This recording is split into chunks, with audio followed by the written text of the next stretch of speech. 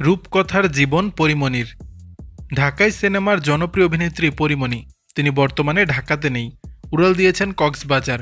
তার খুব কাছের একজন মানুষের জন্মদিন পালনের জন্য তিনি সমুদ্র সৈকতে এমন আয়োজন করেছেন। এর আগে ভিডিও বার্তায় পরী বলেন, আমার ম্যানেজার তুরান, যিনি আমার সবকিছু ম্যানেজ করেন, আজ তার জন্মদিন, তাই হঠাৎ করেই কক্সবাজার এসে তুরানের জন্মদিনটা সেলিব্রেট করছি। তবে জন্মদিন উদযাপনের পাশাপাশি ছেলে মেয়েদের সঙ্গে দারুণ সময় কাটাচ্ছেন তিনি। সামাজিক যোগাযোগ মাধ্যমে সেই ভিডিও শেয়ার করেছেন পরীমনি।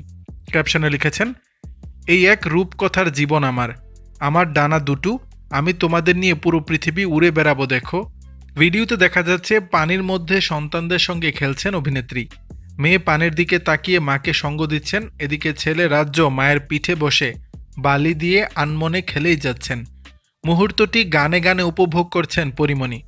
পরীমনির কাছে তার স্টাফরাই যেন পরিবার, তাই স্টাফদের বিশেষ মুহূর্ত তাদের পাশে থাকতে, তাদের সময় দিতে পছন্দ করেন এই অভিনেত্রী।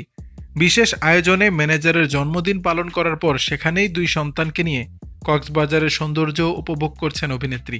দর্শক, বিষয়টি নিয়ে আপনাদের মতামত জানাবেন নিচের কমেন্ট বক্সে।